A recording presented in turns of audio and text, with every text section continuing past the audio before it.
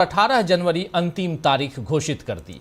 15 जनवरी तक गिनी चुनी आपत्तियां आईं, लेकिन 23 जनवरी को अचानक, जी हां 23 जनवरी यानी कल अचानक 12 लाख आपत्तियां फॉर्म 7 आपत्तियां दर्ज कराई गई, यानी फॉर्म 7 की आपत्तियां दर्ज कराई गई और वो जमा हो गई। कांग्रेस का आरोप है कि चुनाव आयोग ने इसमें विशेष जाति वर्ग क्षेत्र को निशाना बनाने के लिए नियमों को ताक पर रखकर एक ही व्यक्ति के नाम से दर्जनों आपत्तियां दर्ज कराई हैं।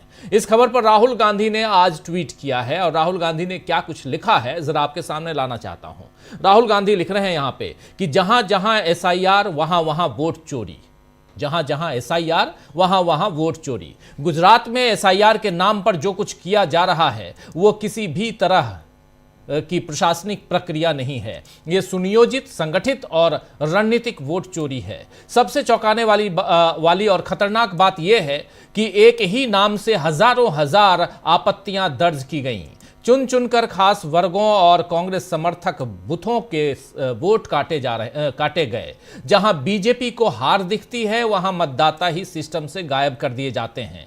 यही पैटर्न आलंद में दिखा, यही राजूरा में हुआ और अब वही ब्लूप्रिंट गुजरात, राजस्थान और हर उस राज्य में लागू किया जा रहा है जहां एसआईआर थोपा गया।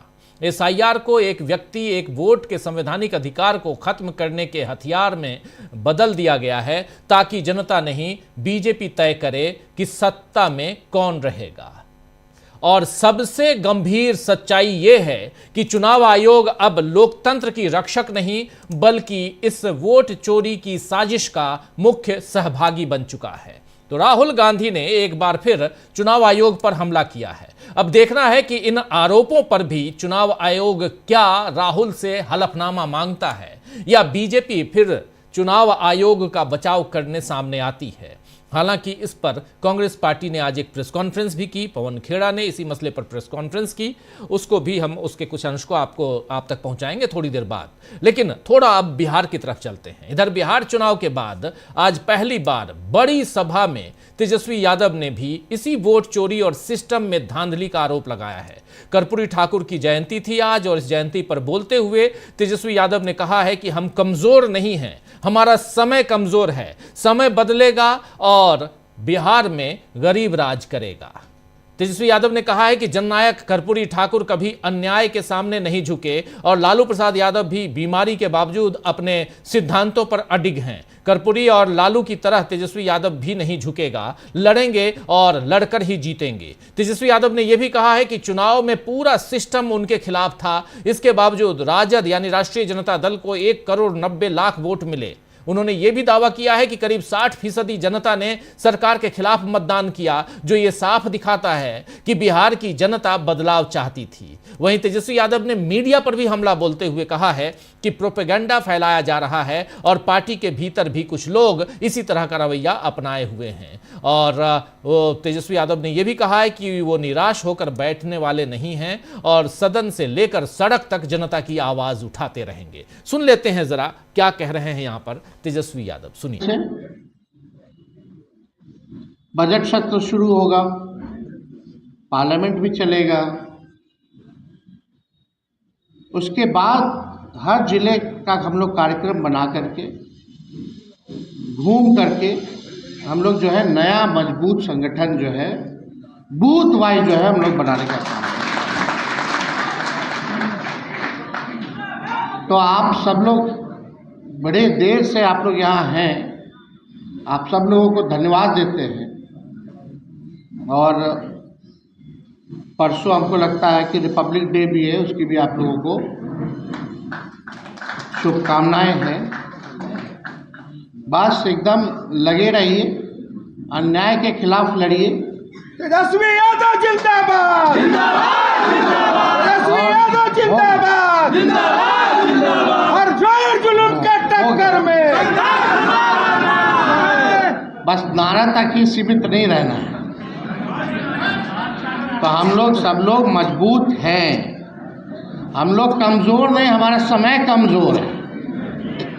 समय आएगा जब बिहार में गरीब राज करेगा। तो आप सब लोगों का इस अवसर पर आने के लिए आप लोगों का दिल से धन्यवाद देते हैं। कर्पूरी ठाकुर जी अमर रहे। जय हिंद। तो सुन रहे थे आप, यहाँ पे साफ साफ कह रहे हैं अखिलेश तेजस्वी यादव कि समय हमारा कमज़ोर है, हम लोग कमज़ोर नहीं हैं, समय आएगा तो गरीब राज करेगा। ये साफ साफ यहाँ बता रहे थे। उन्होंने सरकार को 100 दिन का समय देने की भी बात कही है और ये कहते हुए बोला कि वो सिर्फ सरकार की घोषणाओं को पूरा करने की मांग करेंगे। तो बिहार में नीतीश सरकार को अभी तेजस्वी ने 100 दिन का वक्त दिया है। हालांकि बिहार से कई ऐसी खबरें हाल फिलहाल में आई हैं जो नीतीश के कमजोर शासन को दिखा रही हैं। वैसे बिहार तो बीजेपी ने जीत लिया, लेकिन क्या अगले साल होने वाले उत्तर प्रदेश चुनाव में बीजेपी अपनी सत्ता कायम रख पाएगी? लोकसभा चुनाव में तो बीजेपी को बड़ा झटका वहां की जनता ने दिया था और खासकर आपने देखा कि अयोध्या में भी बीजेपी नहीं जीत पाई थी, हार गई थी, जहां पर राम नाम का माला वो जपते हुए इस चुनाव को पूरे उत्तर प्रदेश में लड़ रही थी और अयोध्या उसका एपिसेंटर था, लेकिन वहां भी नहीं जीत पाई। झटका यहां पर जनता ने दिया, अयोध्या तक वहां की जनता ने हरा दिया था। अब फिर से हिंदू धर्म के लोग बीजेपी से आहत महसूस कर रहे हैं, क्योंकि शंकराचार्य अभी मुक्तेश्वरानंद महाराज के साथ बीजेपी का सलूक किसी को पसंद नहीं आ रहा है। बल्कि राजस्थान में तो लोग इससे इतना नाराज हैं कि 27 जनवरी को शंकराचार्य के समर्थन और उत्तर प्रदेश की योगी सरकार के खिलाफ प्रदर्शन का ऐलान हो गया है। 26 तारीख यानी गणतंत्र दिवस के ठीक अगले दिन 27 जनवरी को वहां पर एक बड़ा प्रदर्शन होने जा रहा है। गौ प्रतिष्ठा आंदोलन, गौ सेवा दिश समेत कई हिंदू संगठन पूरे राजस्थान में प्रदर्शन करने जा रहे हैं। हिंदू संगठन प्रदर्शन करने जा रहे हैं, आप समझ सकते हैं। राजस्थान के सभी जिलों और तहसील मुख्यालयों पर विरोध प्रदर्शन का ऐलान किया गया है और बताया जा रहा है कि इस विरोध प्रदर्शन के दौरान उत्तर प्रदेश के सीएम योगी आदित्यनाथ और प्रधानमंत्री नरेंद्र मोदी के पुतले भी जलाए जाएंगे। इस बीच योगी के काल नेमी वाले बयान ने भी गुस्सा और भड़का दिया है, जिसके बाद डिप्टी सीएम केशव प्रसाद मौर्य ने शंकराचार्य के पैर छूने वाला बयान देकर मामले को संभालने की कोशिश की थी और इसके बाद सवाल उठने लगे कि क्या योगी और मौर्य के बीच बीजेपी दो फाड़ हो रही है। हालांकि इसे बीजेपी और संघ परिवार की ट्रैक टू डिप्लोमेसी भी माना जा रहा है। केशव प्रसाद मौर्य हिंदू परिषद से जुड़े रहे हैं, तो क्या मौर्य के जरिए संतों के गुस्से को शांत करने और बीच का रास्ता निकालने की कोशिश आरएसएस कर रहा है? यह भी एक सवाल उठता है। और खासकर हिंदू परिषद की बात करें तो वैसे अखिलेश यादव ने आज कहा है कि मुझे खुशी है कि शंकराचार्य डटे हुए हैं, देश का एक एक सनातनी उनके साथ है। शंकराचार्य ने फर्जी सनातनियों की पोल खोल दी है। सुनेंगे, इनकी बाइट भी सुनेंगे थोड़ी देर में, लेकिन आपको बता दूं कि शंकराचार्य आज भी धरने पर बैठे हुए हैं और उनका यूं डटे रहना अब बीजेपी पर भारी पड़ रहा है, क्योंकि इस बीच जितने भी तथाकथित साधु संतों ने शंकराचार्य पर उंगली उठाई, अब लोग उन्हीं पर सवाल उठा रहे हैं कि वो किस हैसियत से शंकराचार्य को गलत ठहरा सकते हैं। यह मामला धर्म और राजनीति दोनों क्षेत्रों में बड़ी हलचल पैदा कर चुका है। आज तो बसपा सुप्रीमो मायावती ने भी इस पर कहा है कि धार्मिक कार्यों से राजनीति को दूर रखना चाहिए।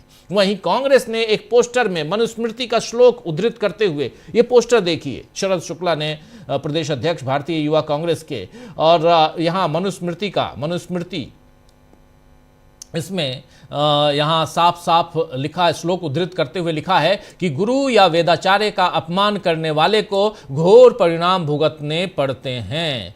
ये जो गुरु या वेदाचार्य का अपमान करता है वो भयानक नरक में गिरता है। ये बात यहाँ मनुस्मृति, क्योंकि बार बार मनुस्मृति का जिक्र बीजेपी के लोग करते हैं, आरएसएस के लोग करते हैं, इसलिए शंकराचार्य का अपमान क्या 2027 में उत्तर प्रदेश में बीजेपी की हार का कारण बनेगा? ये अब नया सवाल उत्तर प्रदेश के लिए खड़ा हो गया है। और वैसे मोदी इस समय विधानसभा चुनावों के साथ साथ अगले लोकसभा चुनावों की तैयारी में लग गए हैं। जिस तरह से दक्षिण के राज्यों में बीजेपी को जमाने की कोशिश नरेंद्र मोदी कर रहे हैं, उससे यही समझ आ रहा है कि 2029 में मोदी अपने लिए पूर्ण बहुमत चाहते हैं और इसके लिए सारे जोड़ तोड़ किए जा रहे हैं।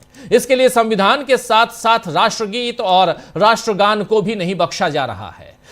पिछले सत्र में यानी अभी जो विंटर सेशन लोकसभा और राज्यसभा का खत्म हुआ, संसद का विंटर शीतकालीन सत्र, उस सत्र में वंदे मातरम पर कैसा विवाद मोदी सरकार ने खड़ा किया, ये हमने देखा, आपने देखा। अब गणतंत्र दिवस से पहले यानी परसों 26 जनवरी है, उससे पहले यह खबर आई है कि सरकार वंदे मातरम को राष्ट्रगान जन गण मन जैसा दर्जा देने की तैयारी कर रही है। और इसी सिलसिले में हाल ही में एक हाई लेवल मीटिंग की गई जिसमें इस राष्ट्रीय गीत को गाने के नियमों और प्रोटोकॉल पर चर्चा की गई।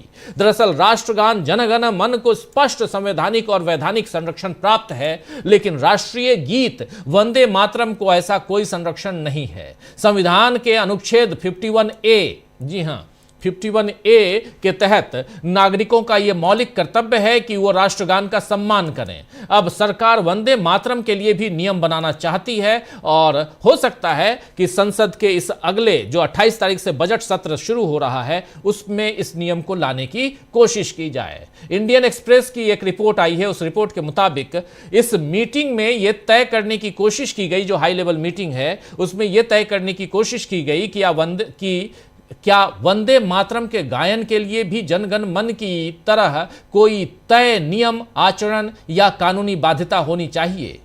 यह सवाल यहां पर पैदा किया गया और इसको तय करने की कोशिश हुई। आपको बता दूं कि मोदी ने वंदे मातरम के अपमान का आरोप कांग्रेस पर लगाया है और इसमें रविंद्रनाथ टैगोर और सुभाष चंद्र बोस तक को नहीं बख्शा। कहा यह बात कही गई है कांग्रेस पर, लेकिन कैसे रविन्द्रनाथ ठाकुर, उनकी तरह आप दाढ़ी बढ़ा लेते हैं। सुभाष चंद्र बोस, पहले चुनाव में आपने क्या कुछ किया पश्चिम बंगाल में, वो सबने देश ने देखा है। वहीं केंद्र सरकार वंदे मातरम के उपलक्ष्य में साल भर, जो 100 साल हुआ उसके उपलक्ष्य में साल भर चलने वाले उत्सव का, 100 साल नहीं बल्कि 150 साल उत्सव का आयोजन कर रही है। इस उत्सव का पहला चरण नवंबर में पूरा हो चुका है और दूसरा जो चरण है वो इसी महीने 3 अगस्त 2026 को, और चौथा, पहला चरण, दूसरा चरण इसी महीने, तीसरा चरण जो है वो अगस्त 2026 में और चौथा चरण नवंबर 2026 में होगा। वंदे मातरम की बात हो रही है और वंदे मातरम के जरिए ये पूरी की पूरी सियासत पश्चिम बंगाल पे टिकाने की कोशिश हो रही है।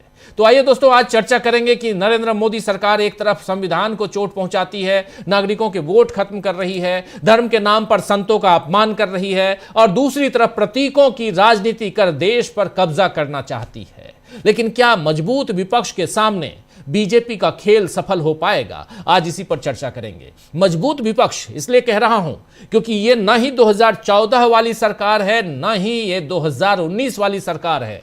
ये सरकार 2024 की है, जहां खुद नरेंद्र मोदी की पार्टी को 240 सीटें मिली हैं और नरेंद्र मोदी का पूरा कुनबा 294 सीटों पे, 292 या 294 सीटें मैक्सिमम उस पर टिका हुआ है। और ऐसे में विपक्ष ऑलरेडी 250 के करीब है। तो ये मुद्दा बहुत मजबूत, और यहां पर बहुत मजबूती के साथ राहुल गांधी लड़ते नजर आते हैं। एसआईआर की धांधली जो है उसको उजागर करने की कोशिश आज राहुल गांधी ने एक बार अपने ट्वीट में फिर से की है, और कैसे यहां एक वर्ग विशेष को वोटर लिस्ट से गायब करने की कोशिश हो रही है। जहां जहां खासकर जो मुस्लिम इलाका है उसमें मुसलमानों को कैसे बाहर करने की कोशिश हो रही है, अल्पसंख्यकों को कैसे बाहर करने की कोशिश हो रही है, यह सब कुछ सामने आ रहा है। और इन सब के बीच इसी एसआईआर पर सुप्रीम कोर्ट में सुप्रीम सुनवाई लगातार जारी है। बुधवार को फिर इस पर सुनवाई होगी, यही कमिंग बुधवार। लेकिन इससे पहले जितनी सुनवाइयां हुई हैं मैक्सिमम हमने आप तक उनकी दलीलों को पहुंचाया है साधारण हिंदी भाषा में। तो इसलिए यहां से ये जानना समझना जरूरी है कि इस देश में आखिर चल क्या रहा है और उसका ऑपरेशन करना यानी उसका विश्लेषण करना भी जरूरी है। क्या फंस गई है भारतीय जनता पार्टी? एसआईआर पर सवाल क्यों उठ रहे हैं और शंकराचार्य पर कैसे बवाल बढ़ रहा है? इन सब की चर्चा करते हैं। हमारे साथ कुछ वरिष्ठ साथी जुड़े हुए हैं, उन सबसे पहले आपका परिचय करवाता हूं, फिर आगे बढ़ते हैं। जरा स्क्रीन पर हमारे तमाम देखिए 4 वरिष्ठ साथी हमारे साथ जुड़े हुए हैं। अंशु नेथानी जी आज हमारे साथ हैं। अंशु जी आपका स्वागत है इस कार्यक्रम में। अमलेंदु जी हमारे साथ हैं, प्रशांत टंडन जी हैं और संजय जी हमारे साथ जुड़े हुए हैं। आप चारों का स्वागत इस्तकबाल आप तमाम दोस्त साथी शुभचिंतक आप सबका जो अब तक जुड़ चुके हैं उनका भी, जो जुड़ने वाले हैं उनका भी। प्रशांत जी सबसे पहले आपके पास आना चाहता हूं। प्रशांत जी, नरेंद्र मोदी दक्षिण कर रहे हैं अब आजकल, दक्षिण भारत, दक्षिण भारत, उत्तर भारत में बवाल मचा हुआ है। दक्षिण भारत का रुख क्यों कर रहे हैं, यहीं से शुरुआत करते हैं। और जब उत्तर भारत की बात करेंगे, ये तमाम चीजें समेट लेंगे आप, मैं जानता हूं, जिसमें शंकराचार्य भी हैं, जिसमें SIR भी है, जिसमें उत्तर प्रदेश भी है और उत्तर भारतीय वोटर्स भी हैं, और पश्चिम बंगाल, असम, यहां से शुरुआत, लेकिन दक्षिण दक्षिण कर रहे हैं, नगरी नगरी द्वारे द्वारे घूम रहे हैं। क्यों आखिर? जी देखिए, शंकराचार्य का जो मुद्दा है वो बीजेपी की अंदरूनी दिल्ली और लखनऊ खींचतान का मामला है, उस पर मैं बात करूंगा। लेकिन देखिए, दो बहुत महत्वपूर्ण बातें हैं। एक SIR, और जो राहुल गांधी ने डिटेल आरोप लगाए हैं और वो लगातार बोल रहे हैं इस पे। और दूसरा कि नरेंद्र मोदी अचानक, आप देखिए कि पश्चिम बंगाल और जहां अगले साल भी चुनाव है, या 6 महीने बाद या 8 महीने बाद चुनाव है, वहां भी अब वो उद्घाटन और हरी झंडी का सिलसिला उन्होंने चालू कर दिया है। और दक्षिण भारत में खासकर, दक्षिण भारत में एक और चीज हमने देखी कि लगातार 3 गवर्नर ने असेंबली में मुख्यमंत्री का या सरकार का लिखा हुआ बयान पढ़ने से मना कर दिया। तो ये दक्षिण भारत क्यों हो रहा है ऐसा? SIR क्या है? ये आखिरी कोशिश है। और इसको मैं थोड़ा सा डेटा जो है, डेटा के माध्यम से समझाता हूं कि क्यों मोदी जी परेशान हैं। देखिए, डेटा एनालिस्ट है अजय प्रकाश जी, उन्होंने रिसर्च किया है। उनके रिसर्च की कुछ बातें मैं रखना चाहता हूं यहाँ पे। आप देखिए कि लगातार बीजेपी जो है, बीजेपी का और कांग्रेस का ग्राफ कहाँ जा रहा है। तो अगर 2014 के इलेक्शन से आप देखिएगा तो बीजेपी का ग्राफ लगातार जो जिसको कहा जाए कि सीट एफिशिएंसी परसेंटेज के वोट के हिसाब से, वो सीट एफिशिएंसी बीजेपी की लगातार गिर रही है। पिछली बार अभी 2024 में बीजेपी को 36.6% वोट मिला। सीटें बीजेपी सबसे ज्यादा लड़ी थी इस बार, 441 सीटें पे। तो बीजेपी को 2019 में जब 303 सीटें आई थी तब 37% वोट मिला था, लेकिन वो 37% 436 सीटों में मिला था। सीटें बढ़ी, वोट शेयर घटा। तो जो सीटों का जो गणित है उसमें बीजेपी लगातार गिर रही है। इसीलिए नरेंद्र मोदी लगातार साउथ इंडिया जा रहे हैं कि जो सीटों की जो उत्तर भारत में हिंदू मुसलमान की पॉलिटिक्स अब उसके शिखर पर जाके अब नीचे ढलान पर है जी। ढलान पर ना होती तो अयोध्या नहीं हारते, ढलान पर ना होती तो 65 से 33 ना हो जाते उत्तर प्रदेश में। तो वो ढलान पे हैं, तो वो नया इलाके ढूंढ रहे हैं। और इसी में आप अगर चुनाव के इतिहास में जाइएगा तो देखिएगा कि 77 में जब कांग्रेस का नॉर्थ इंडिया से सुपड़ा साफ हो गया, इंदिरा गांधी खुद हार गई, तो भी 100 से ज्यादा सीटें दक्षिण भारत से आ गई। कांग्रेस के पास एक रिजर्व ज्योग्राफी है। कांग्रेस बहुत बुरी स्थिति में आई जब 44 सीटें आई, तो भी वो कांग्रेस की अधिकांश सीटें केरल से या तमिलनाडु से या पंजाब से आई, जो गैर हिंदी भाषी क्षेत्रों से आई। तो ये मोदी जी की नई परेशानी, उनको मालूम है कि जो ग्राफ गिर रहा है, यानी जो मौजूदा, अगर आप सीट एफिशिएंसी का आंकड़ा देखिएगा तो 2014 में ये 9.1 था, 2019 में ये 8.1 है, और अब मौजूदा 2024 में ये 6.6 है। और कांग्रेस का लगभग 5% बढ़ गया है। तो कांग्रेस लगातार बढ़ रही है, बीजेपी लगातार घट रही है। तो ये जो ग्राफ मिल रहा है यहाँ पे, इससे बीजेपी परेशान है, मोदी जी परेशान है कि 2029 में शर्तिया तौर पे बीजेपी इस आंकड़े के हिसाब से नहीं पार पा जाएगी। दूसरा एक और फैक्टर है राजीव जी, दूसरा फैक्टर ये है कि अभी आपने इंडिया गठबंधन के आंकड़े बताए, लगभग 235 236 है, 240 के आसपास है, 240 के आसपास है जी। ठीक है। इसमें कांग्रेस का कंट्रीब्यूशन कितना? 100 101। तो 101। तो कांग्रेस 99 जीती थी, बाद में 2 बढ़ी हैं। तो कांग्रेस अगर 100 है तो इंडिया गठबंधन 240 है। दुगने से भी ज्यादा। एनडीए में ये नहीं है। एनडीए में बीजेपी को खींचना है पूरा। एनडीए में गठबंधन की पार्टियां जो है 40% वोट भी नहीं लाती हैं, 40% सीटें भी नहीं ला पाती हैं, और वो छोटा भी हुआ है। अकाली दल निकल गया, शिवसेना निकल गई, उद्धव ठाकरे की तमाम और पार्टियां निकल गई। तो ये मुश्किल बीजेपी मोदी जी के पास है। इसलिए मोदी जी लगातार वो कोशिश कर रहे हैं कि साउथ इंडिया में, उनको साउथ इंडिया में क्यों जा रहे हैं, उनको साउथ इंडिया में सरकारें नहीं बना, उनको मालूम है केरल में और तमिलनाडु में सरकार उनकी नहीं आ पाएगी। बंगाल में भी कितनी भी कोशिश कर रहे हैं, बेईमानी कर रहे हैं, फिर भी नहीं आ पाएगी, सरकार नहीं उनकी वहां पे। जहां सरकार होती वहीं कर पाते हैं। ये विधायक लाना चाहते हैं, या जहां पे नंबर 3 थे वहां पे नंबर 2 होना चाहते हैं, ताकि लोकसभा में उसकी जो पार्टी की जो परफॉर्मेंस है उसमें कुछ इजाफा हो सके। तो ये मोदी जी की चिंता ये है, उनको दिख रहा है कि 2024 में वो नहीं हो सकते। अगर वो उत्तर भारत के बाहर अपना एक्सपेंशन नहीं करते। हम लोग बहुत समय से ये बातें राजीव जी कर रहे हैं कि मोदी जी 11 साल सत्ता में रहने के बाद भी दक्षिण भारत में नहीं जा पाए, और एकमात्र राज्य था कर्नाटक, वहां भी हार गए। तो दक्षिण भारत से पूरा सुपड़ा इनका साफ है, और जिस तरीके की राजनीति कर रहे हैं उसमें संभावना भी कम है। तो मोदी जी को नई राजनीति को इन्वेंट करना है। राहुल गांधी वो नई राजनीति को इन्वेंट कर चुके हैं, वो सामाजिक न्याय की राजनीति में आ गए हैं। तो ये मुश्किल है मोदी जी की। इसलिए एसआईआर बहुत इंपॉर्टेंट है, और विपक्ष को इस पे बहुत जोरदार तरीके से आंदोलन करना चाहिए, क्योंकि ये बीजेपी को, मोदी जी को वो राहत देने के लिए काम हो रहा है जिसकी वो घबराहट है उनके अंदर कि चुनाव अब अपने दम पे, पार्टी के दम पे चुनाव नहीं जीत सकते।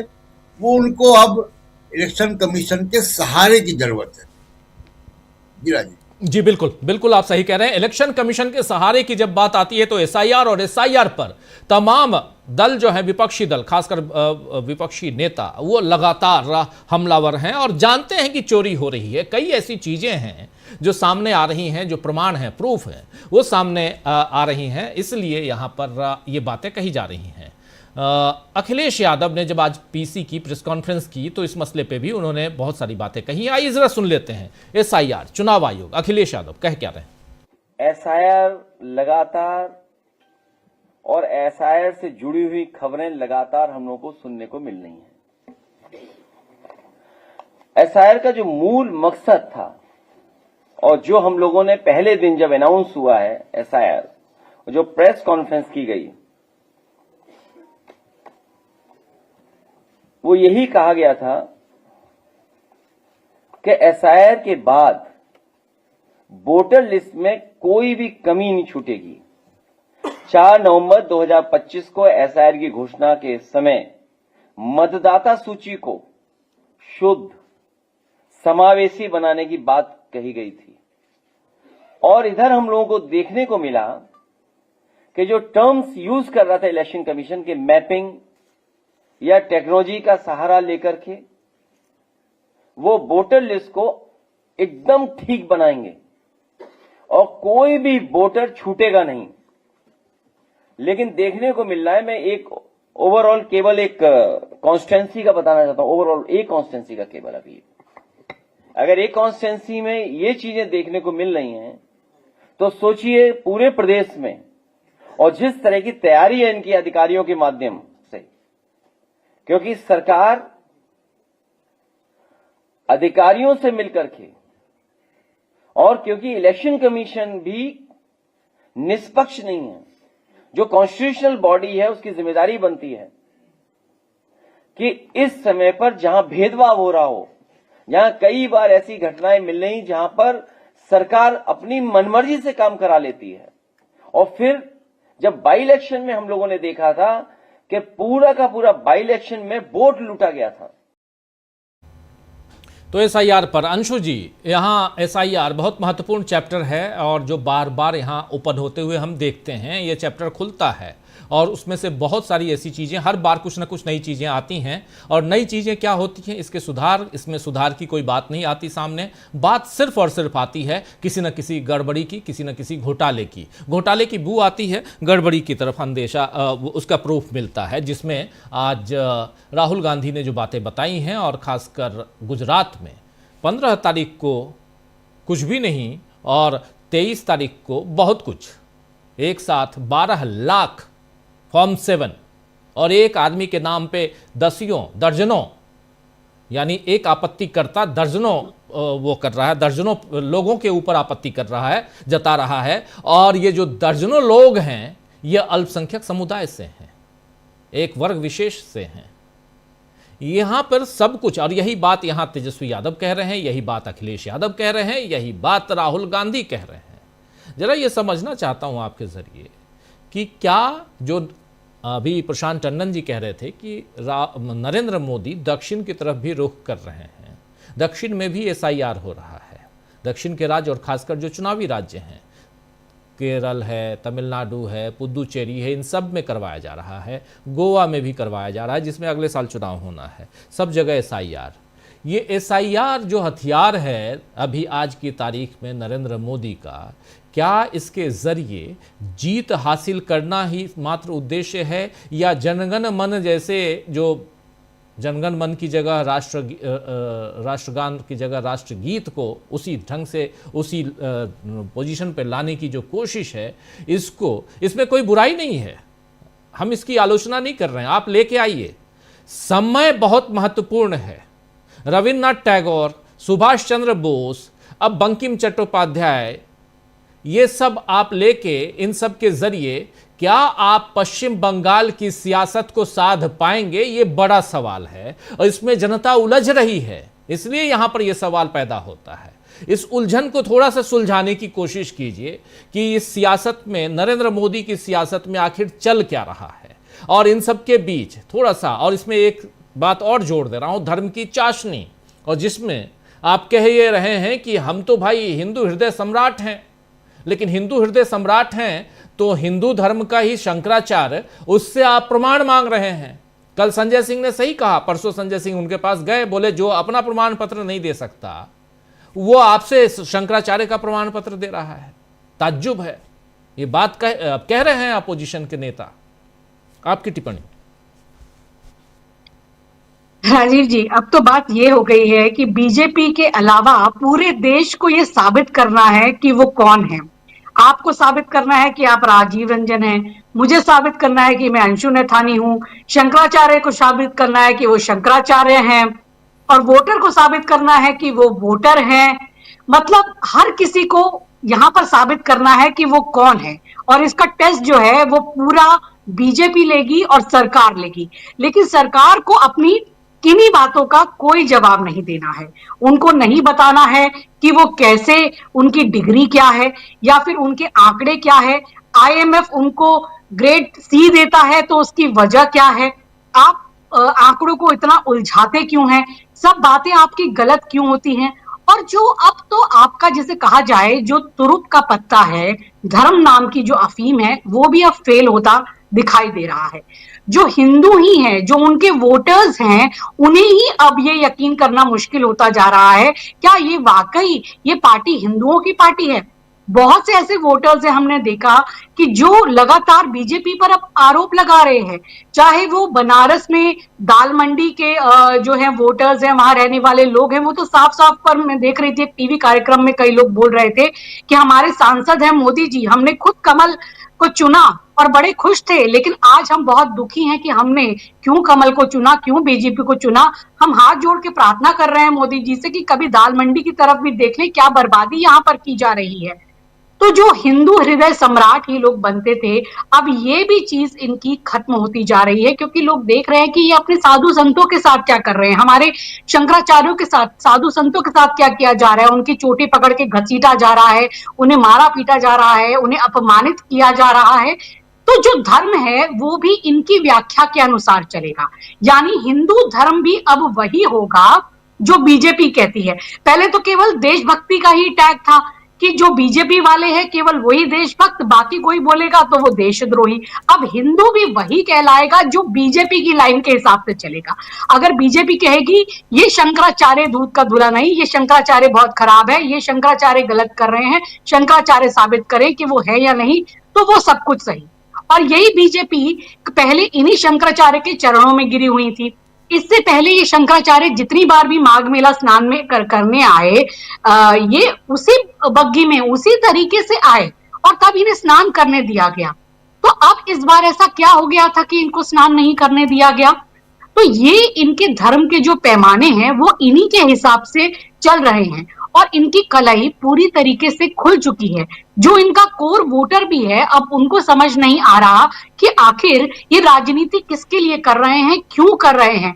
क्योंकि अगर हिंदू जो हैं वो अपने धर्म का पालन नहीं कर पा रहे या उनके जो साधु संत है उन्हें अपमानित होना पड़ रहा है, या जो हिंदू वोटर है उनके घरों पर बुलडोजर चलाए जा रहे हैं, उनकी बेटियां ही सुरक्षित नहीं है, इस तरह की चीजें हैं, तो हम आखिर इनको वोट क्यों कर रहे हैं? और राजीव जी बहुत जल्दी आप देखिएगा कि बीजेपी में एक सर फुटव्वल और जूतम पैजार का दौर शुरू होने वाला है। क्योंकि अब ये जो है बीजेपी भी अपने कहा जाए कि पूरी तरीके से एक वहां पर पहुंच चुकी है जहां इनका जितना राइज होना था या जहां तक पहुंचना था पहुंच गए। अब यहां से डाउनफॉल ही होना है, एक सैचुरेशन पॉइंट आ चुका है जो इनकी सत्ता पे है। अब एक खींचतान मचेगी जो हम देख रहे हैं, अलग अलग गुट चल रहे हैं किस तरह से। जो अमित शाह हैं वो जगह जगह जो अपने लोग हैं, चाहे वो पार्टी अध्यक्ष हो, चाहे हम उत्तर प्रदेश की बात करें या दूसरे स्थानों में बात करें, वो वहां पर अपने लोगों को फिट कर रहे हैं। और किस तरीके से हम देख रहे हैं कि इस पूरे विवाद में योगी जी की बिल्कुल अलग लाइन है और बाकी जो योगी जी के जो मंत्री हैं उनकी बिल्कुल अलग लाइन है। तो ये देखा जा रहा है कि किस तरह से अब एक नेतृत्व को लेकर बीजेपी में बहुत जल्दी बहुत बड़ा झगड़ा उभर कर सामने आने वाला है। वहां पर हम देखते हैं कि मुंबई में किस तरह फडणवीस जो है वो अपने आप को दावेदार के रूप में पेश कर रहे हैं। वो दावोस जाते हैं और दिखाते हैं कि हम 30 लाख का निवेश लाएंगे। हालांकि उनकी कलाई यहां भी खुल जाती है, वहां पर कोई विदेशी इन्वेस्टमेंट नहीं है। वो ज्यादातर जो महाराष्ट्र के ही इन्वेस्टर है उन्हीं से हाथ मिलाते हैं, फोटो खिंचाते हैं और दावा करते हैं कि 30 लाख करोड़ का, माफ कीजिए 30 लाख करोड़ का इन्वेस्टमेंट है वो महाराष्ट्र के लिए आएगा। और उससे पहले 2-3 साल पहले ही जो शिंदे थे उन्होंने कहा था कि 3 लाख करोड़ का इन्वेस्टमेंट लाएंगे। तो आप मानिए कि 2-2.5 साल में ऐसा क्या चमत्कार कर दिया कि 30 लाख करोड़ का इन्वेस्टमेंट मिल रहा है, और वो भी केवल महाराष्ट्र के ही ज्यादातर जो है इन्वेस्टर उनके जरिए। और आप उनके लिए इतना खर्च करके सरकारी पैसा लगा करके फोटो खिंचाने के लिए दावोस जाते हैं। वो तो आप महाराष्ट्र में भी एक चाय के कप में इन MOUs को साइन कर सकते थे। हालांकि ये केवल कागज में ही साइन होंगे, और अगर वास्तव में इतना बड़ा इन्वेस्टमेंट है तो 10 लाख करोड़ का जो महाराष्ट्र पर लोन है वो आप चुका सकते हैं। जो 100 महिलाओं को देना है जो नहीं दे पा रहे वो भी आप दे सकते हैं। लेकिन ये सब इनके कागजी आंकड़े होते हैं, दिखाने के होते हैं। और ये केवल अभी दिखाया जा रहा है कि फडणवीस कैसे सबसे जो ज्यादा, जैसे वाइब्रेंट गुजरात करके मोदी जी सत्ता में आए थे, ऐसे अब मैग्निफिसेंट महाराष्ट्र करके फडणवीस अपने आप को तैयार कर रहे हैं। जो योगी है यहाँ यूपी में वो यहाँ पर एक उत्तराधिकारी के तौर पे तैयार हो रहे हैं। जो अमित शाह है उनका एक खेमा अलग चल रहा है। तो राजीव जी बहुत जल्दी देखिएगा कि पूरा बखिया उधड़ने वाला है बीजेपी का। इनके कोर वोटर्स इनसे नाराज चल रहे हैं, हिंदू धर्म के अनुयायी इनसे नाराज चल रहे हैं, और जिस तरह के झूठे आंकड़े ये प्रस्तुत कर रहे हैं और अपने ही नेतृत्व को लेकर इनके बीच की जो अंदर खाने की लड़ाई है वो बहुत जल्दी अब सतह पर आने वाली है। तो सही कहा कि जो नॉर्थ इंडिया की बेल्ट है वहां तो इनका खेल खत्म ही है, वो इनको नजर आ रहा है। अब बेशक ये साउथ इंडिया का रुख करें, वहां पर जाके सोचे कि हम अपना कुछ ग्राफ बढ़ाएं या अपनी चीजों को वहां मजबूत करें, वहां फिर ये हिंदू धर्म की हम जो है थोड़ी चाशनी फैलाएं, थोड़ा सा अफीम चटाएं। लेकिन ये अब चीजें इतनी आसान नहीं है, क्योंकि एक जो अपना धर्म पे ये बीजेपी का लेबल लगा के जो बेचते हैं ये, उसकी कलाई अब खुल चुकी है। लोग ये जान चुके हैं कि ये धर्म को मात्र एक टूल की तरह इस्तेमाल करते हैं। धर्म के लिए इनकी कोई आस्था नहीं है, धर्म के लिए इनका कोई सम्मान नहीं है। जब चाहते हैं ये उन्हीं शंकराचार्य के पैरों में गिरते हैं और जब चाहते हैं ये उन्हीं को अपमानित करते हैं। यानी इनके पास सत्ता है तो उस सत्ता की हनक में ये कुछ भी कर सकते हैं और धर्म भी वही है जो ये कहेंगे। अभी क्यों ये नाराज हैं ज्यादा इन अवरेशमा, ये जो है शंकराचार्य जिनके खिलाफ इन्होंने कार्रवाई की है, क्योंकि ये खुलकर इनकी गलत बातों का विरोध करते हैं। जब अयोध्या में राम मंदिर बनने का समय था, उन्होंने इस समय को भी गलत बताया था, उनका विरोध किया था। और तो कई बार ये तो योगी को जो है औरंगजेब तक की उपाधि दे चुके हैं, कह चुके हैं और कह चुके हैं कि ये तो बिल्कुल हिंदू धर्म के खिलाफ सारे कार्य कर रहे हैं। तो ये जब देख रहे हैं कि ये संत, उनको इनसे मतलब नहीं कि ये शंकराचार्य हैं और ये हिंदू धर्म के इतने प्रतिष्ठा का प्रतिनिधित्व करते हैं, और बाकी शंकराचार्य भी इस बात पे कह रहे हैं कि माफी मांग लेनी चाहिए या गलत किया, पर इनकी जो हनक है सत्ता की, या जिनको लगता है कि जो हम बता रहे हैं धर्म के बारे में वही सही है और ये शंकराचार्य तक गलत है, इनको नोटिस भिजवा रहे हैं और इन्हें साबित करने के लिए कहा जा रहा है। तो जो इनका भी कोर वोटर है वो भी धीरे धीरे ये समझ रहा है कि ये कैसे गलत चीजों को फैला रहे हैं। चाहे हमारी विदेश नीति की बात हो, चाहे हमारे पर कैपिटा जो है वो इनकम की बात हो, या फिर बेरोजगारी की बात हो, लोग हर चीज में इसको महसूस कर रहे हैं कि जो सही काम है वो नहीं हो रहे। आज क्या बात होनी चाहिए थी, भले ही ये दावोस में गए हों और इतने बड़े बड़े आंकड़ों की बात कर रहे हो, लेकिन गीता गोपीनाथ जी ने जिस तरीके से उसकी कलाई खोलकर रख दी, और ये केवल एक छोटी सी बीच में रील काट कर दिखाते हैं उनकी कि जो है कि तीसरी सबसे बड़ी इकोनॉमी बनेगी, लेकिन कैसे वो जो कह रही है आगे की बात वो नहीं सुनते हैं। प्रदूषण का ये हाल है कि जिससे आपका इतना वर्क फोर्स लॉस हो रहा है, जिससे आपके यहाँ पर कोई इन्वेस्टर कोई काम करने को तैयार नहीं है। कितने बड़ी बड़ी कंपनीज के सीईओ, अभी हाल ही में एक बहुत बड़ी फार्मा कंपनी के सीईओ ने इस्तीफा दे दिया कि मैं दिल्ली जैसे शहर में काम नहीं कर सकता हूं। विदेशी खिलाड़ी यहाँ पर नहीं आते हैं, मना कर देते हैं कि दिल्ली में इतना प्रदूषण है, इतना यहाँ पर तो जो है कि आके मौत ही हो जाएगी, इतना गंभीर इमरजेंसी के हालात हैं, तो हम यहाँ नहीं आ सकते। और आप बात करते हैं कि आप शंघाई बनाएंगे, आप यहाँ पता नहीं क्या बना देंगे। आप अपने डेमोग्राफिक डिविडेंड का कोई फायदा नहीं उठा पाए।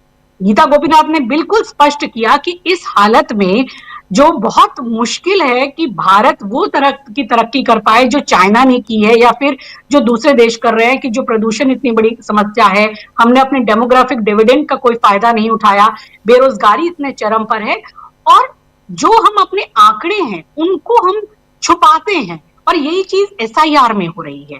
एसआईआर में भी जो वोटर्स का अधिकार वो छीना जा रहा है, हर जगह यही हो रहा है। अभी देख रहे थे कि अभिषेक बैनर्जी ने साफ तौर पर दिखाया कि किस तरह से पंचायतों में, गांव में उन्होंने दिखाया कि 242 वोटर्स को मृत दिखा दिया गया, जबकि वो जिंदा है और वो चीख चीख के बता रहे हैं। ये तो सब जगह ये चीजें दिखाई जा रही हैं, सामने सबूत है। केवल राहुल गांधी तो शुरू से ही बता रहे हैं, राहुल गांधी ने जब शुरू में भी बातें बताई, पर ये का कोई जवाब देना इनको जरूरी लगता है। चुनाव आयोग का क्या कहा जाए, मतलब बीजेपी चुनाव आयोग नहीं, मतलब बेशर्म चुनाव आयोग की तरह ये काम कर रहे हैं, कोई जवाब नहीं देते। राहुल गांधी ने तो जब वो ब्राजीलियन मॉडल की भी फोटो दिखाई थी, उसके ऊपर भी ये कोई जवाब नहीं दे पाए कि 22 जगह कैसे उनकी फोटो आ रही है, उनका नाम आ रहा है। और एसआईआर में हर जगह डिलीशन और एडिशन का ही खेल चल रहा है। जो ऑपोजिशन पार्टी के वोटर्स हैं उनको काटा जा रहा है और अपने हिसाब के वोटर्स वहां पर घुसाए जा रहे हैं। तो ये एसआईआर ये शुद्धिकरण नहीं है, ये किसी भी सूची का। जो ये एसआईआर है वो बीजेपी के फायदे के लिए, उनके चुनाव जीतने की एक कड़ी है, उसको जस्टिफाई करने का है। तो अभी ये सभी तरीके से चीजें जैसे जाहिर होती जा रही हैं, एक एक करके इनका सारी चीजें सामने आ रही हैं, तो अब लोग भी इसको समझ रहे हैं कि ये सारी गलत चीजें हैं। और बहुत जल्दी बड़े स्तर पर लोग जैसे अब इनकी हर बात का विरोध करने लगे हैं। जब भी कुछ ऐसा होता है तो आप देखेंगे कि धीरे धीरे ये विरोध और बढ़ेंगे। तो अब इनकी कलाई खुलती जा रही है, ये एक्सपोज होते जा रहे हैं। तो अब इनके लिए एक तो अपने पार्टी के अंदर की भीतरगात को संभालना मुश्किल होगा, और दूसरी तरफ ये जो इनके अपने कोर वोटर्स हैं उनको भी संभाल पाना अब बीजेपी के लिए बहुत मुश्किल होगा। मैं ये देख रही हूँ। जी जी, बिल्कुल बिल्कुल। आप सही कह रही हैं कि जो अभी हो रहा है, और खासकर उत्तर प्रदेश में स्वामी अभिमुक्तेश्वरानंद का आज 7वां दिन धरना प्रदर्शन का, और अनशन पे बैठे हुए हैं, तबीयत उनकी बिगड़ रही है, लेकिन फिर भी यहाँ कोशिश उनकी यही है कि वो अपनी ज़िद पर जो अड़े हैं वो उनकी मांग पूरी हो। और मांग उनकी बहुत साधारण सी है कि वहाँ के जो अधिकारी हैं, मेला के अधिकारी, वो माफ़ी मांगें और ससम्मान स्नान करवाकर इस अनशन को तोड़वाएं। बस इतनी सी मांग है और कोई मांग नहीं। हमारे साथ सुनील शुक्ला जी भी जुड़ गए हैं। सुनील जी, आपका स्वागत है इस कार्यक्रम में। पहले लेकिन संजय जी आपके पास आता हूं। संजय जी, SIR की बात हम कर रहे थे और बात बहुत सारी कर रहे हैं हम, दक्षिण से उत्तर तक और पूरब से पश्चिम तक तमाम राज्यों की बात भी कर रहे हैं। देखिए, पूरब की बात करूं तो फिर बंगाल है, बंगाल में इलेक्शन, और बंगाल की आज जिक्र अभी कर रही थी, बंगाल का जिक्र अंशु जी कर रही थी। फिर अगर आप पश्चिम आइए तो गुजरात देखिए, गुजरात में क्या कुछ खेला हुआ है वो आप देख रहे हैं। दक्षिण में प्रधानमंत्री खेला करने की कोशिश कर रहे हैं, लगातार वो जा रहे हैं, और उनके साथ ही अमित शाह हर दूसरे दिन वहाँ पहुँच जाते हैं। उत्तर भारत में और खासकर उत्तर प्रदेश में जो हो रहा है, नाम ही उत्तर प्रदेश है, उत्तर प्रदेश में जो हो रहा है आप सब हम सब देख रहे हैं अच्छी तरह से। स्वामी अभिमुक्तेश्वरानंद के बहाने कुछ लोग अपनी ही पार्टी में अपनी गोटी फिट करने की कोशिश भी कर रहे हैं, लेकिन इसके साथ साथ दो फाड़ भी हम देख रहे हैं यहाँ भारतीय जनता पार्टी में। ये जो दो फाड़ की कहानी है, इसको थोड़ा सा आगे बढ़ाइए संजय जी। ये केशव प्रसाद मौर्य वर्सेस योगी आदित्यनाथ। केशव बाबू ने ये कहा कि पैर पकड़ के माफ़ी मांग लेनी चाहिए उनका, और अभी जब सुनील शुक्ला जी के पास आऊँगा तो और भी वो बताएंगे कि क्या कुछ हो रहा है। लेकिन ओवरऑल आपको क्या लगता है कि इसके ज़रिए उत्तर प्रदेश की सियासत में भारतीय जनता पार्टी दो फाड़ क्लियर दिखाई दे रही है? क्योंकि चोर चोर मौसेरे भाई कहिए या सत्ता के लिए कुछ भी करेगा, दोनों में से कुछ ना कुछ तो इम्प्लीमेंट हो जाएगा, और जनता के फायदे का कुछ नहीं होना है, और बीजेपी का ओवरऑल कोई नुकसान नहीं होगा। मतलब अगर योगी जी हट भी जाएंगे तो उनकी लड़ाई जो है वो वैसी नहीं होगी, या योगी जी तब उतने पावरफुल नहीं रह जाएंगे कि वो दूसरे खेमे का कुछ बिगाड़ पाए। तो अगर इनको हटाना है वो हटा देंगे तो बीजेपी तो ओवरऑल मजबूत ही हो जाएगी यूपी में। अगर बीजेपी इस बार लोकसभा चुनाव में हारी थी तो कारण यह भी था कि योगी जी साथ नहीं दे रहे थे बीजेपी का। तो अगर बीजेपी योगी जी को हटाने में कामयाब रहती है, और मुझे लगता है कि यह सारा विवाद इसी कारण है कि योगी जी को हटाना है, तो विवाद खड़ा किया गया, बनाया गया, फैलाया गया, बढ़ाया गया, वो सब इसलिए कि योगी जी को निपटाना है। लेकिन अगर योगी जी निपट ही गए तो ओवरऑल तो बीजेपी को फायदा ही होना है। तो मैं उसको वैसे देखता हूं कि ये भी इनकी राजनीति का हिस्सा है कि इतने लोगों को इतना फायदा है कि अंततः योगी जी अलग हो जाएंगे। अगर उनको हटा दिया गया तो जो स्थितियां हैं उसमें योगी जी को लोग अलग थलग छोड़ करके बाकी सब लोग फिर इधर आ जाएंगे जी, और बीजेपी वैसे ही चलती रहेगी, बीजेपी का काम वैसे ही चलता रहेगा, क्योंकि बीजेपी के हित में है कि उनकी सत्ता बनी रहे। बीजेपी के हित में मतलब तमाम प्रचारकों और जो कार्यकर्ता वगैरह सब लोग हैं जिनको जो मलाई काट रहे हैं, और तमाम रास्ते हैं, तमाम तरीकों से सबको लाभ हो रहा है, वो सब हम लोग देख रहे हैं। तो मुझे नहीं लगता है, वो उनकी इंटरनल पॉलिटिक्स है, उसमें उनको योगी जी को निपटाना है, वो भी है, हो सकता है वो निपटा भी दे, लेकिन अंततः उससे हमारे देश को, जनता को या यूपी को कोई फायदा नहीं होगा और बीजेपी को कोई नुकसान नहीं होगा, ऐसा मुझे लगता है। मतलब निश्चित रूप से मैं गलत हो सकता हूं, लेकिन मुझे लगता है कि जिस दिन योगी जी कमजोर हुए उस दिन सब लोग छोड़ करके और योगी जी के दूसरी तरफ आ जाएंगे जो मजबूत होगा। अगर योगी जी मजबूत हुए तो वो भी मजबूत हो जाएंगे, तो वो प्राइम मिनिस्टर बन जाएंगे, बीजेपी का कोई नुकसान नहीं होगा, बीजेपी सत्ता में रहेगी। मोदी जी हट जाएंगे, योगी जी बन जाए तो हम लोग क्या लगता है कि आपको क्या लगता है कि देश में सिर्फ और सिर्फ भारतीय जनता पार्टी की ही सरकार बनती रहेगी, प्राइम मिनिस्टर तक जो स्थितियां हैं, जो स्थितियां हैं उसमें ये नहीं मानने का कोई कारण नहीं है। माने ठीक है, समाजवादी पार्टी है संजय जी, 240 है, 272 नहीं है। नहीं, मैं आ रहा हूं उसमें।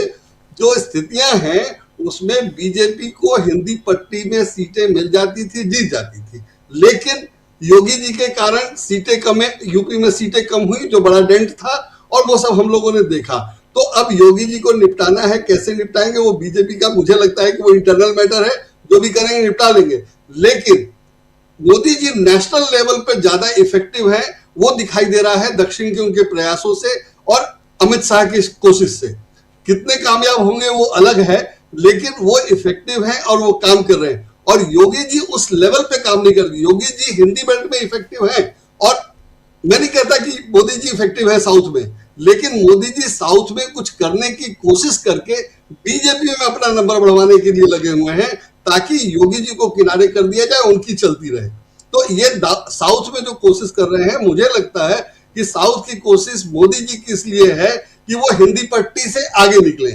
योगी जी बंगाल में या दक्षिण में हिंदी भाषियों का ही वोट ले सकते हैं, मोदी जी भी वही करेंगे मोटा मोटी, लेकिन वो कोशिश ये कर रहे हैं कि और भी कुछ वोट ला सकते हैं, और ये दिखाने बताने की कोशिश कर रहे हैं, और केरल में भी हाथ पांव मार रहे हैं वगैरह वगैरह। लेकिन जिस ढंग से योगी जी काम कर रहे हैं, उसमें वो वहां के केरल या तमिलनाडु के ज्यादातर हिंदी बोलने वाले या हिंदुओं के नाम पर जो वोट लाएंगे वो लाएंगे।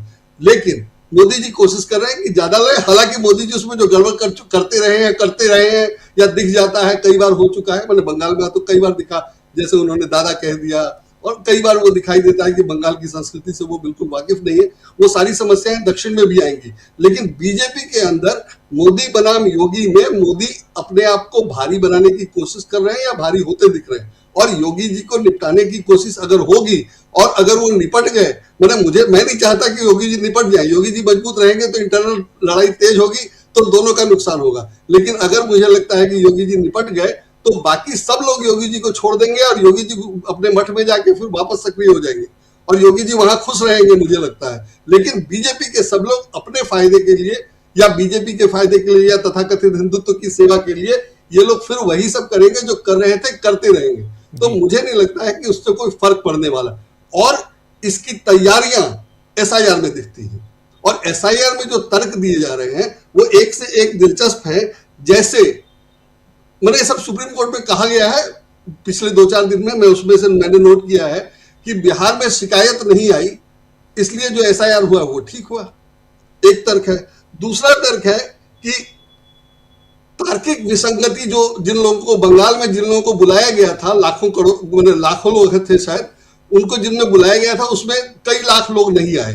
तो जो लोग नहीं आए वो शायद असल में घुसपैठिए हैं, इसीलिए नहीं आए।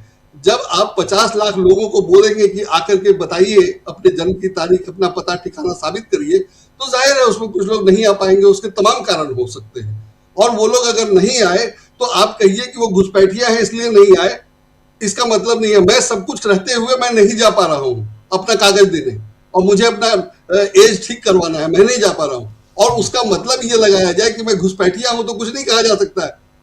वैसे ही बंगाल में ये किया जा रहा है और ये दिखाई दे रहा है। और सबसे दिलचस्प था कि सुप्रीम कोर्ट में कहा गया कि ट्रंप के केस में कि जैसे ट्रंप कर रहे हैं वैसा तो भारत में नहीं होगा। ट्रंप ने जो उठा लिया पूरा अपहरण का बिहार वाला जंगल राज पूरे अंतरराष्ट्रीय स्तर पे दिखा दिया, तो वो कहा गया सुप्रीम कोर्ट में चुनाव आयोग की तरफ से कि भारत की तुलना अमेरिका से नहीं की जाए। भारत में ऐसा कहाँ हो सकता है?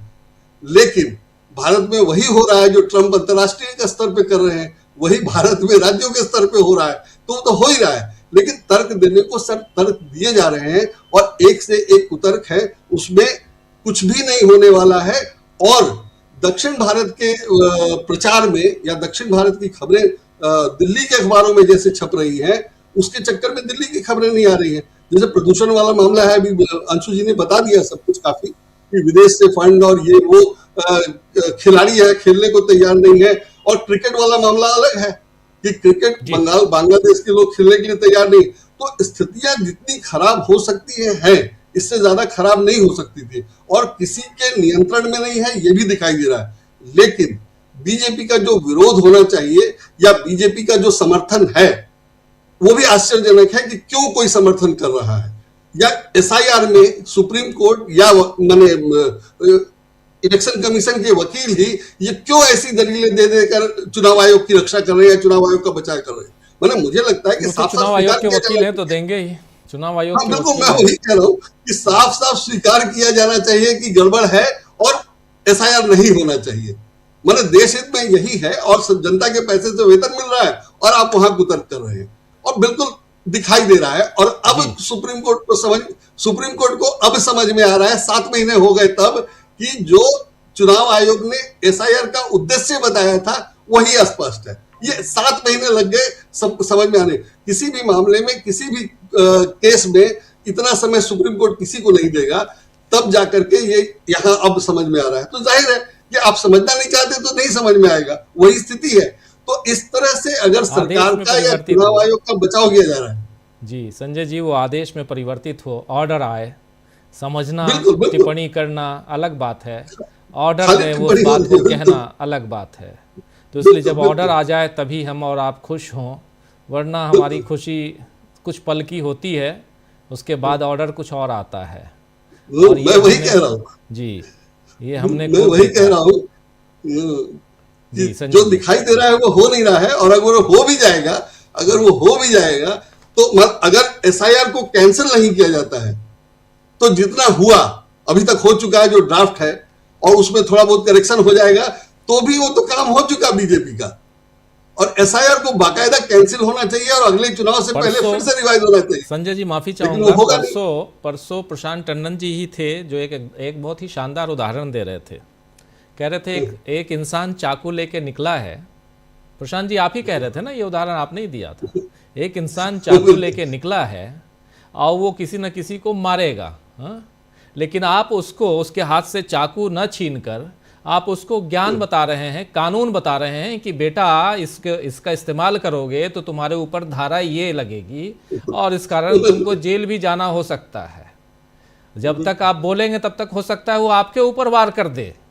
तो पहले आपको उस चाकू को उसके हाथ से छीनना चाहिए, कब्जे में करना चाहिए।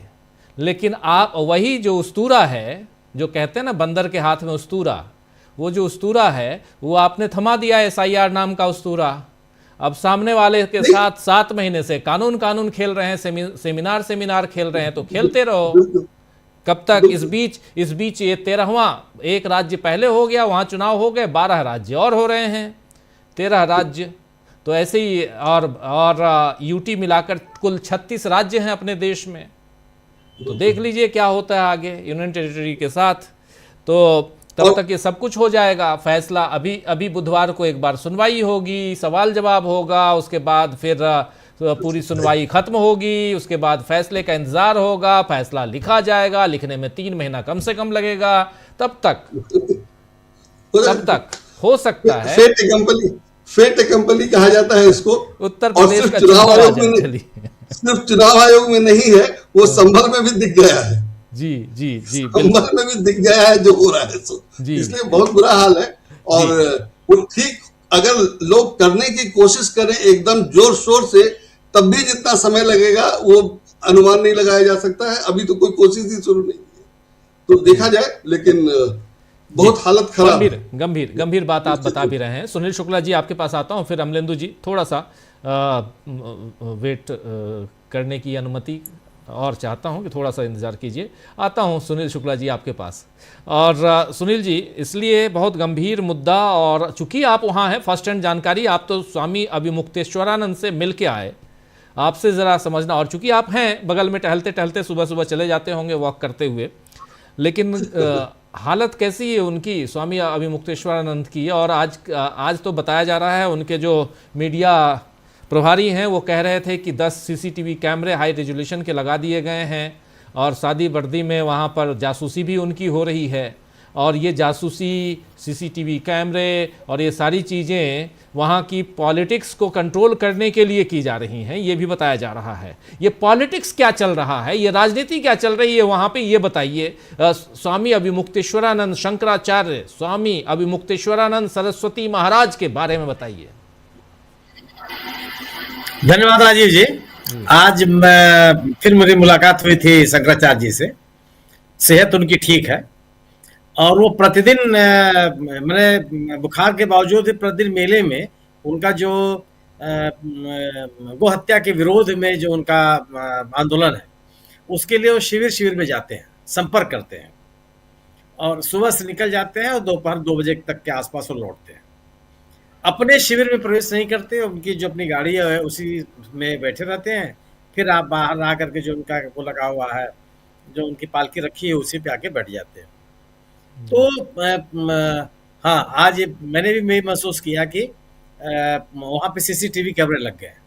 मैंने पूछा उनके लोगों से कि आखिर सीसीटीवी कैमरे की जरूरत क्या पड़ गई आपको? महाराज जी तो बाहर बैठे हुए हैं, अंदर तो कुछ है नहीं। तो कहे कि वहाँ पे कुछ इस तरह की गतिविधियाँ हैं, कुछ उनको भी लगा कि ऐसे लोग हैं जो संदिग्ध किस्म के लोग हैं, वहाँ घूमते रहते हैं, तो पता नहीं कौन किस उद्देश्य से घूम रहा है। पिछले दिनों पिछले दिनों ही एक प्रेस कॉन्फ्रेंस वहाँ वो लोग कर रहे थे, तो कुछ लोग आपस में ही गाली गलौज करने लगे। तो कहे कि इन चीज़ों को में शामिल लोगों की पहचान के लिए उन्होंने सीसीटीवी कैमरा लगाया हुआ है। आज मैंने उनसे पूछा कि अगर ये कोई सुलह समझौते की बात नहीं होती है और ये स्थिति ऐसे ही बनी रहेगी, तो आपका रुख क्या होगा? तो उन्होंने कहा कि मेरा जो ये देखिए, ये सीसीटीवी मेरा कैमरे, निर्णय है। ये देखिए सीसीटीवी कैमरे जो लगे हुए हैं। जी जी जी जी, उनके कई कैमरे उनके दरवाजे पे जी, लगा जी, हुआ है, जो जी। सिर में प्रवेश करेंगे आप, ये जहाँ बैठे अलग-अलग हुए हैं एंगल वहां से, लगा जी। हुआ है, पूरा एकदम मैंने चारों तरफ से उन्होंने लगा दिया। और उन्होंने कहा कि उनके शिष्यों ने कहा कि सीसीटीवी कैमरा लगना चाहिए, तो मैंने कहा कि हाँ ठीक है, लगा लीजिए। पहले कभी नहीं लगा था, और परसों उन्होंने लगाया है, और आज भी कुछ काम का चल रहा था, लेकिन लग गया पूरा का पूरा। जी। और इसको स्वीकार किया उन्होंने कि उनके शिष्यों ने कहा है, इसलिए उनकी सहमति से लगा है। या संदिग्ध लोगों की पहचान के लिए, उनकी आगे की गतिविधियों पर निगाह रखने के लिए। तो उनका ये कहना है कि अगर कोई मैंने बात नहीं बनती, कोई क्षमा याचना नहीं करता, शंकराचार्य की मर्यादा को पुनर्स्थापित करने के लिए या जो दुर्व्यवहार हुआ उसके प्रत्याघात करने के लिए अगर कोई आगे नहीं आता, तो भी कोई नहीं, मेला समाप्त हो जाएगा, मेला दोबारा लगेगा और वो अपनी बात लगातार कहते रहेंगे। और उनका ये कहना है कि उनको अपनी बात कहने के लिए जगह की कोई कमी नहीं है, वो जहाँ भी रहेंगे अपनी बात कहेंगे। बल्कि मैंने अभी पूछा कि दो तरह के बयान आपके प्रकरण में आए हैं। एक मुख्यमंत्री का बयान आया है, जिन्होंने बिना आपका नाम लिए कालनेमी की संज्ञा दी है, जो लोग सनातन के खिलाफ हैं, और दूसरा उप मुख्यमंत्री केशव प्रसाद मौर्य का बयान आया है। तो दोनों अलग अलग बयान इस मामले को सुलझाने के लिए है या आपके आंदोलन का जो नैरेटिव है उसको कमजोर करने के लिए? तो उनका ये मानना था कि इन दोनों बयानों का मेरे ऊपर कोई असर नहीं पड़ता। वो उन्होंने बड़ी नाराजगी व्यक्त की उत्तर प्रदेश सरकार की और योगी जी की, और उन्होंने ये कहा कि यह सरकार मुगलों से भी खराब सरकार है, जहां तक सनातन का संबंध है और जहां तक मंदिरों के अस्तित्व का सवाल है। और उन्होंने फिर काशी में मंदिरों के तोड़े जाने का उल्लेख किया, वाराणसी में, और कहा कि इस तरह से मंदिरों का ध्वंस कभी नहीं हुआ था या मंदिरों का अपमान कभी नहीं हुआ। तो वो पीछे झुकने के लिए तैयार नहीं है। उनका ये कहना है कि मेरा जो यह संकल्प है वह शंकराचार्य के पद की मर्यादा को बनाए रखना है। मैंने ये भी उनसे पूछा कि आपको ऐसा नहीं लगता कि आप, चूंकि यह मेला सनातन धर्मियों का है और अनुयायियों का है, तो मौनी अमावस्या जिसका आपका कहना है कि आपको स्नान नहीं करने दिया गया, और बसंत पंचमी जो कल बीती है, उन दो प्रमुख स्नान पर्वों पर आपने स्नान नहीं किया, तो इससे एक ऐसा संदेश नहीं जाता कि आप जो मर्यादा है सनातन परंपरा की उसके साथ आपने उचित व्यवहार नहीं किया? कि नहीं, यह हमारा जो यह बहिष्कार है वह शंकराचार्य पद की मर्यादा को बचाए रखने के लिए। जो शंकराचार्य के साथ जिस तरह का दुर्व्यवहार किया गया वह उसके प्रति मेरा यह रोष है। और उन्होंने भी कहा कि जो उनके साथ हुआ है वह मानवीय भूल नहीं है, एक सोची समझी साजिश है। और साजिश इसलिए है कि वह जो भारतीय जनता पार्टी की सरकार है, भारतीय जनता पार्टी की गतिविधियां हैं, उसको लेकर के वह मुखर हैं, और गो हत्या बंद करने को लेकर के जो उनका आंदोलन चल रहा है उसको लेकर के भी उसको भारतीय जनता पार्टी स्वीकार नहीं कर पा रही है। उन्होंने आरोप लगाया कि भारतीय जनता पार्टी देश की पहली ऐसी सरकार है जिसने गौ हत्या करने की छूट दी। और उन्होंने जम्मू कश्मीर का उल्लेख भी किया कि वहाँ उस राज्य में भी इसकी अनुमति दी गई। और ये भी कहा कि उत्तर प्रदेश उस राज्य में शामिल है जहां से सर्वाधिक बीफ का एक्सपोर्ट किया जाता है। तो कई विषयों पर वह आक्रामक है। उनकी बातचीत से कहीं ये नहीं लगता कि किसी तरह से वो अपने कदम पीछे खींचने के लिए तैयार है।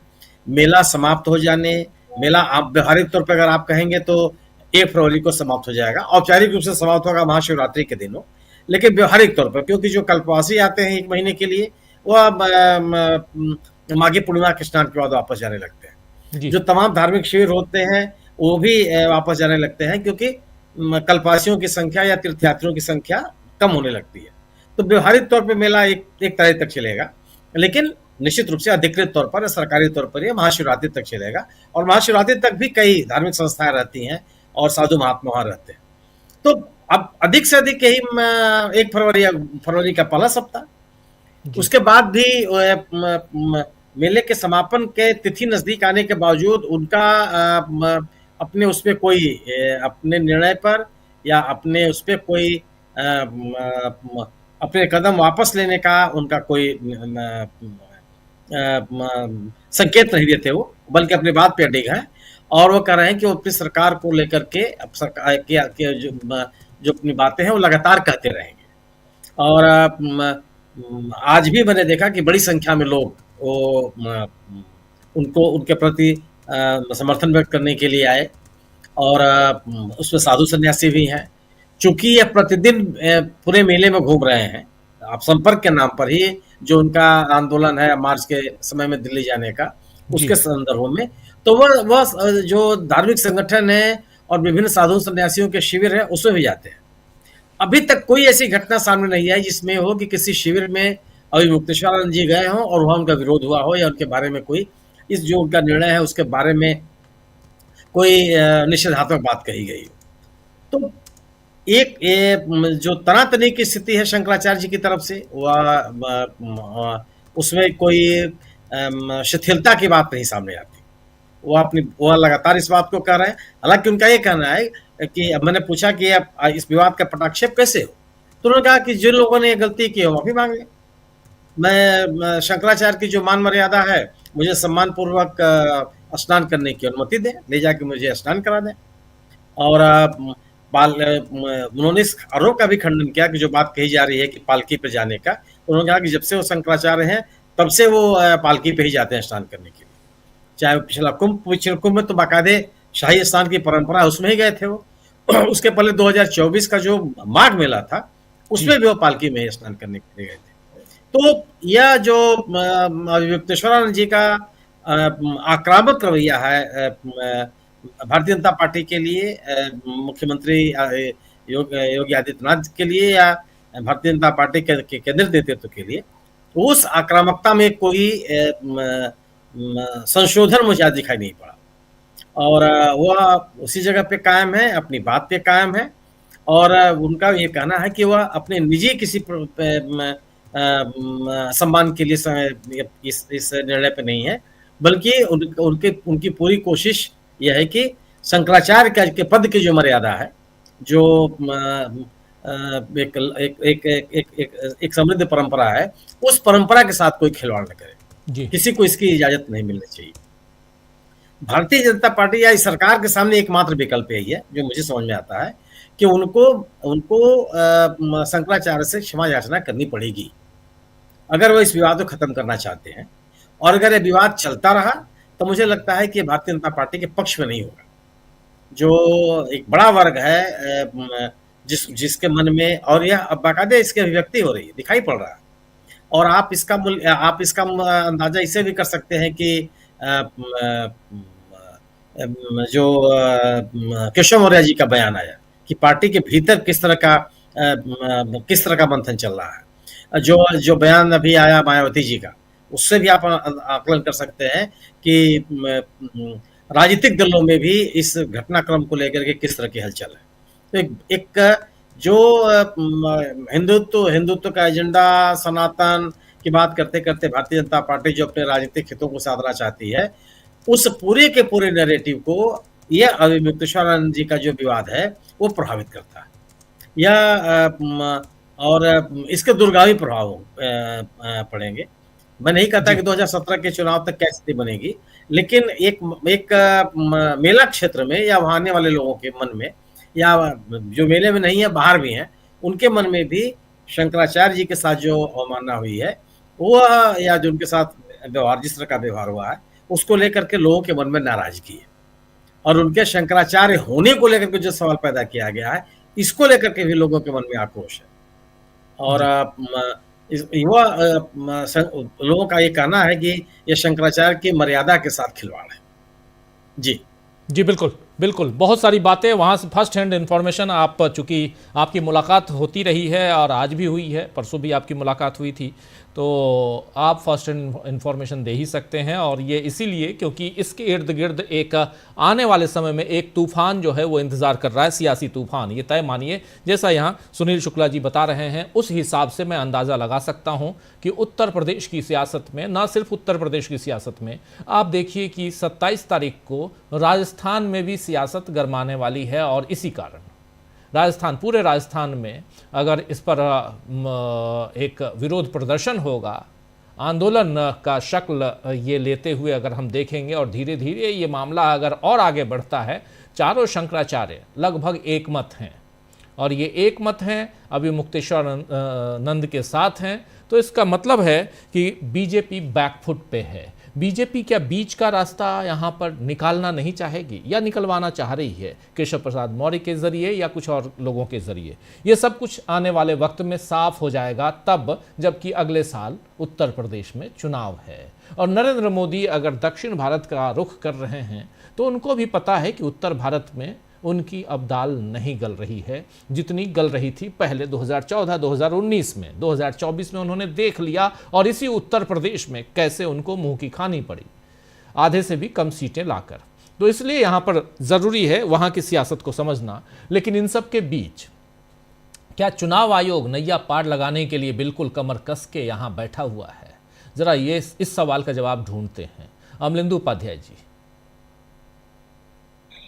देखिए राजीव जी, चुनाव आयोग तो बिल्कुल बंधुआ मजदूर की तरह बीजेपी के काम कर रहा है, ये तो साफ तौर पर दिखाई पड़ रहा है। और विपक्ष का यही आरोप भी है कि वो चुनाव आयोग भी अब एक पार्टी है और उसी तरीके से काम कर रहा है। जैसा कि अखिलेश यादव ने कहा कि, और राहुल गांधी ने भी लिखा कि भाई जहाँ जहाँ बीजेपी की लुटिया डूब रही है वहाँ वहाँ SIR कराया जा रहा है। तो अब ये सवाल तो ये भी उठ सकता है कि भाई आप 12 राज्यों में ही क्यों करा रहे हैं, और एक 13वें में आप करा चुके, भाई 13 में ही क्यों, बाकी देश में फिर बाकी क्यों नहीं हो रहा? सवाल तो ये भी उठ सकता है। सवाल ये भी उठ सकता है कि भाई असम में आप क्यों नहीं करा रहे हैं SIR, इसको भी लेकर सवाल उठ सकते हैं।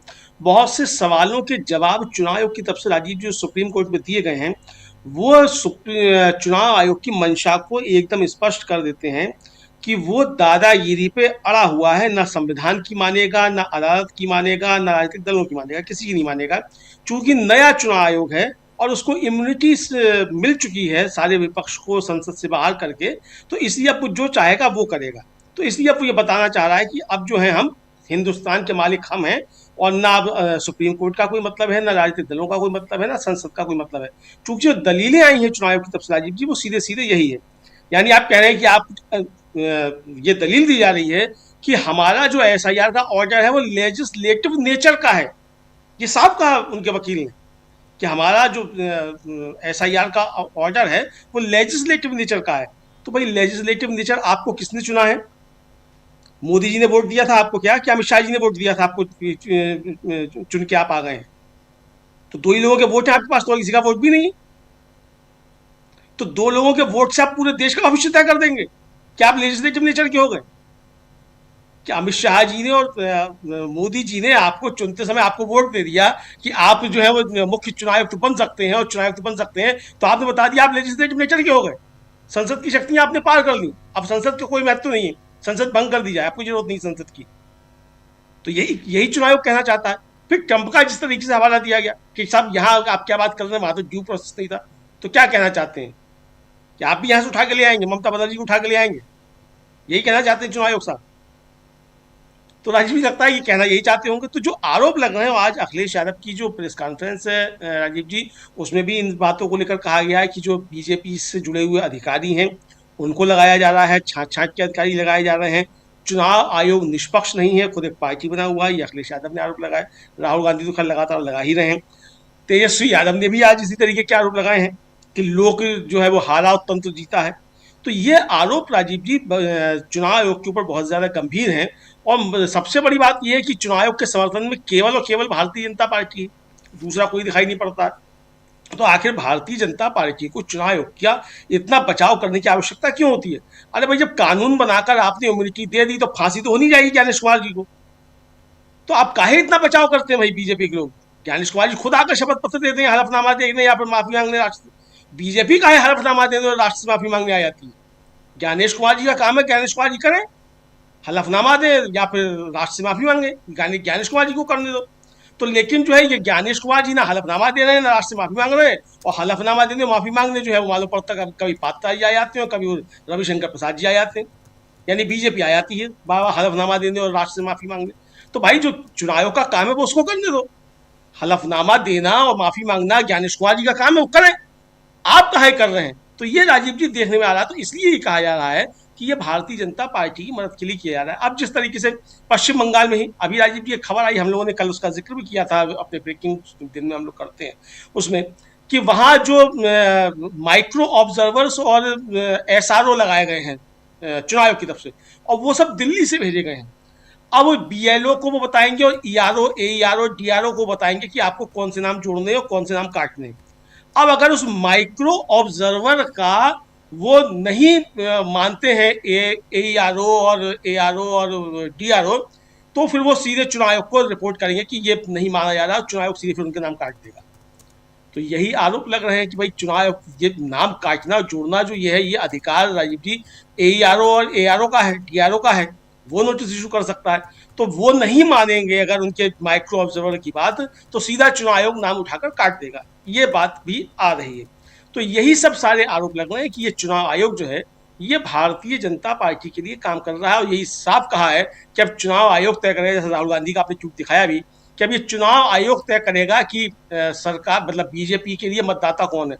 यानी राजीव जी, अभी तक कहा जाता था कि मतदाता जो है वो अपनी सरकार चुनता है, अब ये सरकार जो है मतदाता चुन रही है कि कौन मतदाता है जो बीजेपी को वोट देगा, वही मतदाता है, बाकी सब घुसपैठिए हैं। तो राजीव जी, ये तो 60% हिंदुस्तानियों को जो है बंगाल की खाड़ी में डुबो के मार देंगे, फिर घुसपैठिया बताकर कुछ भी कर सकते हैं। हालांकि सुप्रीम कोर्ट ने कहा है, मौखिक टिप्पणी की है कि जिनके नाम कटे हैं इसका मतलब वो घुसपैठिए नहीं है, ये साफ तौर पर समझ आना चाहिए। ये सुप्रीम कोर्ट ने कहा है जस्टिस जयमाल्या बागची ने सुनवाई करते समय। लेकिन जस्टिस जयमाल्या बागची हो चाहे CJI सूर्यकांत जी हो, वो कुछ भी कह रहे हो, सवाल तो ये कि चुनाव आयोग कर क्या रहा है। चुनाव आयोग को आदेश दिया गया कि आप बंगाल की हाई स्कूल का एडमिट कार्ड और मार्कशीट आप मानेंगे इसको प्रमाण पत्र के तौर पे, लेकिन बताया जा रहा है कि आदेश आ गया है कि आप एडमिट कार्ड को नहीं मानेंगे। फिर आ गया है